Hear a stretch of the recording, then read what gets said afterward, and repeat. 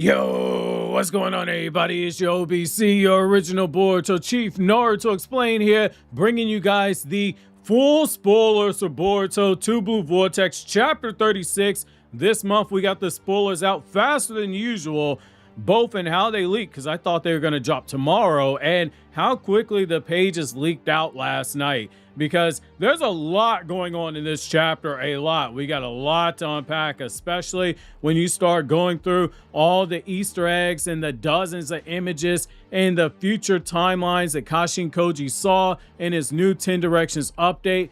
And there's also quite a bit of lore that has been added to the franchise as well from this chapter. We've got a lot to talk about between this chapter and the next one. Now, for the too long didn't read the TikTok brain, Kashin Koji saw visions of Momoshiki controlling Boruto's body with that horn fully sprouted now, and Kawaki is now in his horned version of Karma 2. Kobu's case to remove Shikamaru's acting Hokage has basically reached its endpoint, and Shikamaru is cooked to the point that he's almost ready to be served on a platter. Sarada activated her Mangekyo Sharingan, but the eye in question being focused on is her second eye that we've never seen her use the power for. But Code does manage to capture her before the eye itself can fully lock on him, and Amado has taken extremely deep steps towards becoming the Aizen of the Boruto story, especially when you pay attention to some of the paneling with this character. There's quite a bit more, there's a lot more in this, but that should satisfy the too long didn't read section of viewers enough to make them read the chapter when it drops. Speaking of the chapter drops on the 20th this month, so make sure to read it on the official release via Manga Plus or the Shonen Jump app. Both are free to use. Manga Plus is what Shueisha's editors use to monitor more closely. Read the chapter start to finish so it counts as a read on the hot list, which is the ranking system, which is similar to the table of contents in Weekly Shonen Jump. The higher up you are on that table of content / hot list, the better off you're doing. I'll have the review out on the 20th or the 21st. I've touched base with the editor. I just don't know how long the review is because this has a lot to unpack here. Which, reminder, we're reviewing. We're not doing a recap or a story time read along. Read the chapter before you watch the review. Anything you don't hear me discuss in this today is because I'm waiting for extra clarification, because I've seen two different translations for the chapter and both of them make some differing points based on some of the wording. So let's start with the biggest thing in this chapter, which is Amado did indeed experiment on Kashin Koji when he was unconscious, but the trade-off is that Kashin Koji's visions with 10 Directions are appearing faster than before. They're seemingly more of a toll on his body than before, and in this chapter, Kashin Koji gets a vision of Boruto in his full karma transformation, but Momoshiki is the one in control of his body. We know that based on the fact that the horn is fully sprouted out, and we haven't seen that since Boruto Part 1, and Momoshiki's Byakugan is active, but most importantly, Boruto's other eye is closed down, which is consistent with when we've seen Momoshiki suppressing Boruto's influence. Now, we don't have full context based on how this happened, why it happened, but the smart money is on what we were told in Boruto Part 1 more than once in the Omnipotence arc.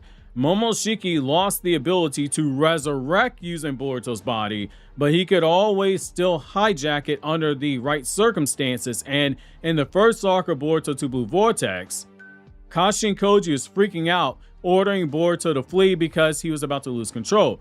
Boruto and Momoshiki do have their deal in place where Momoshiki gets full control over Boruto, but that is only after Jura is defeated, which begs the question, is this potentially after Jura is defeated, or did someone else happen to do something? Did something else happen where Momoshiki saw an opportunity to hijack Boruto's body and took it?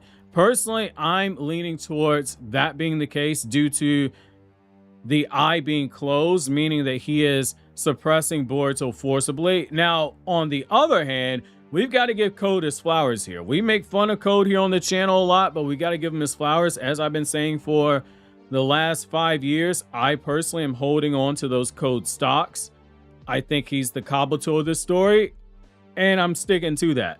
This is one of those rare Code W's that he's gotten. The chapter details again how Code used his brain during the Momoshiki battle to choose wisely to not enter into the battlefield where there's so many powerful enemies where they could take turns whooping his ass, but instead he chose to use the chaos to start placing claw markers all around the village, since the Momoshiki clones have his DNA and their claw marks on them, meaning he could move freely between them if he wants to. He could also briefly pop out, place the claw mark, and go right back in without being caught, meaning all those extra clones running around the village where they got over 200 and were causing all that fuss, it gave him ample time and cover to quickly place claw marks without being noticed.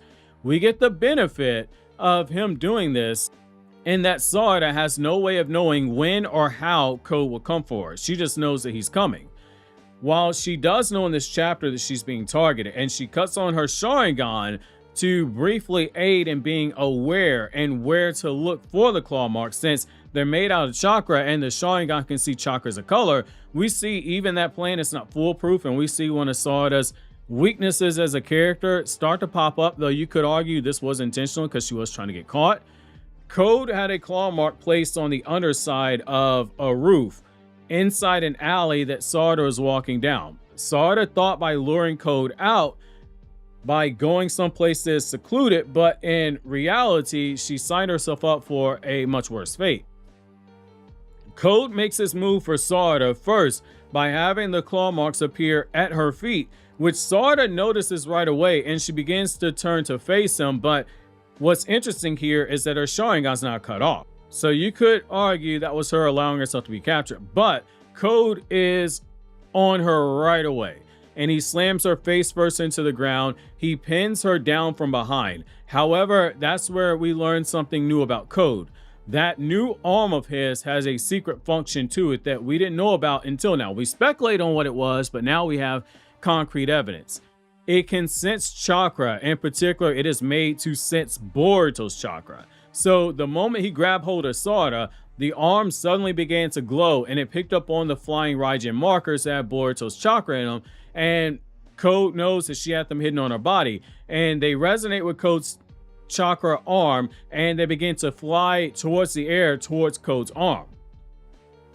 Code, being the smart guy that he is, figures out right away that Sarada what it was she was planning. He tells her he figured out what her plan was. She somehow knew that he was coming for her, and that since Boruto's chakra is placed inside those markers, that she was clearly planning to have Boruto teleport to the Ten Tails dimension to raid it. Code immediately discards the markers, and upon seeing this, Sarada hits the break glass in case of emergency button, and she does the one thing that we've been waiting so many months on for her to do, which is cut on her Mangekyo Sharingan, but this time it is her second eye. But since she's already face down into the claw mark, Code is able to shove her face into that claw mark and her body into it before she can even use the eye, which make all the jokes you want about Code getting his ass whooped so much that his sixth sense basically kicked in and he knew right away that he was in trouble. That Damon fight really gave this guy PTSD.